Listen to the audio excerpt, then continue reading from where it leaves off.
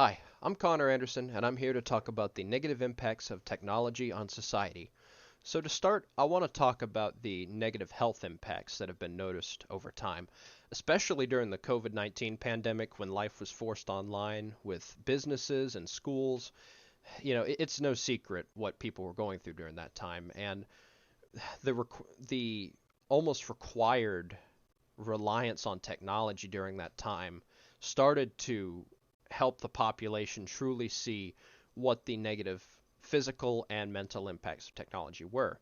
Specifically, for mental health impacts, there were studies showing that school age children were starting to have personality changes such as restlessness, aggressiveness, anxiety, factors that had not been present in them before. And furthermore, there were reports of physical impacts such as something called CVS or computer vision syndrome. Um, Reports of that have risen in prevalence over time, and a lot of people have had their eyes damaged by the continual use of computer screens over an extended period of time. And of course, furthermore, there were the impacts resulting from insomnia as well.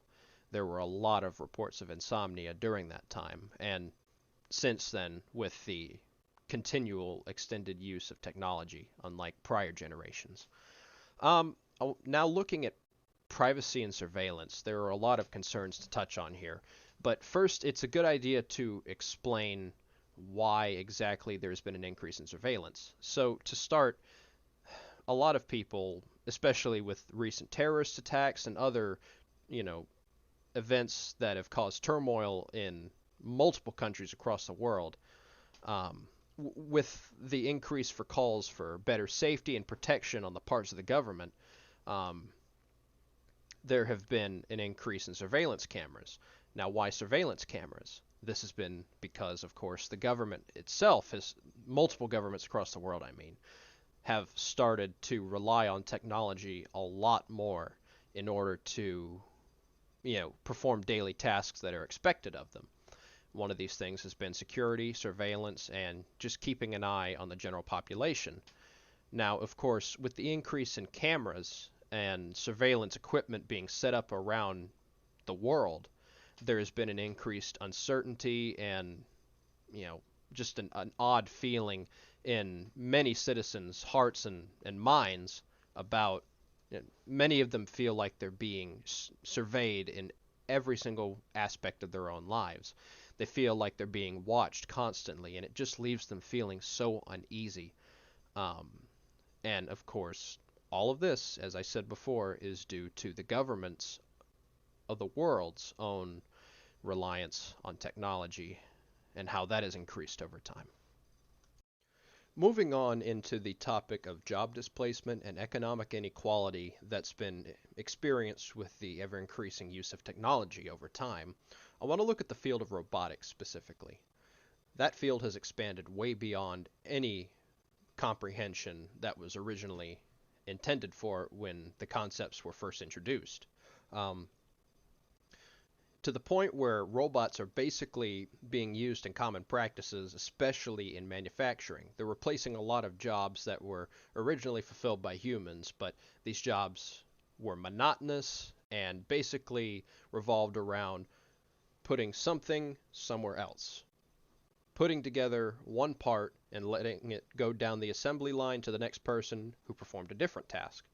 Now, while there are some upsides to the use of robots in these jobs, um, it does also eliminate a lot of jobs from the market and make it harder for people to find work and to be able to earn a wage so that they can live their lives.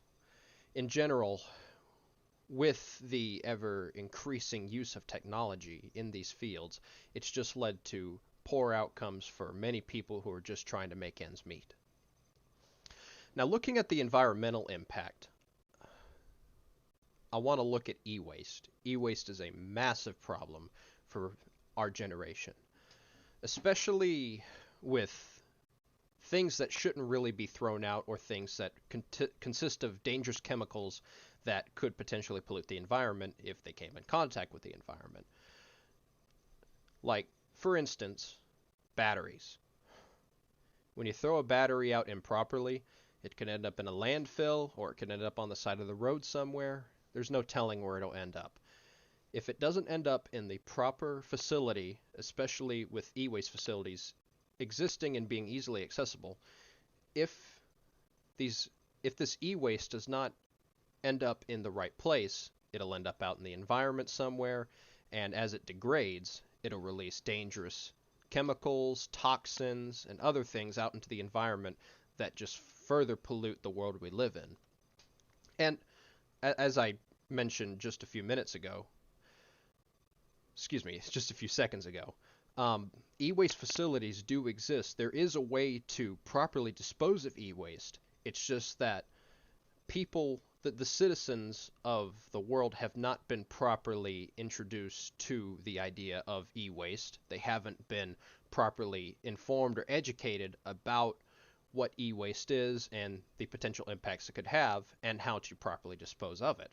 And so it's just a big issue that needs to be solved. E-waste, it's something that can be easily solved, but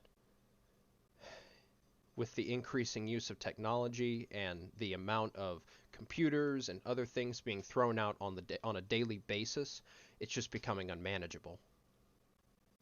And finally, I want to get into the topic of social disconnection. Now, a lot of people in the past have been concerned about this, and the present as well. In general, there's just been a massive rift in human communication over time. People are feeling way more disconnected from person to person communication just because they've been so infatuated with social media and have relied on it so much for their communication. And this harkens back a little bit to the COVID-19 pandemic when people were separated. People relied on social media as their only form of communication.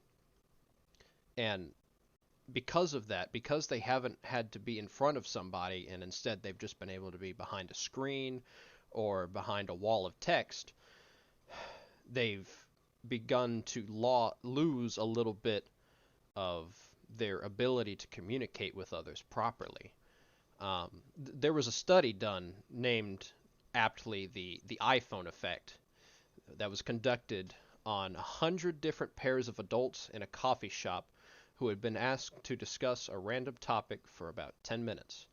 Among the pairs where a mobile device of some sort or mobile devices of some sort were present, there were a lot lower rates of empathy and understanding about the general subject between the two individuals.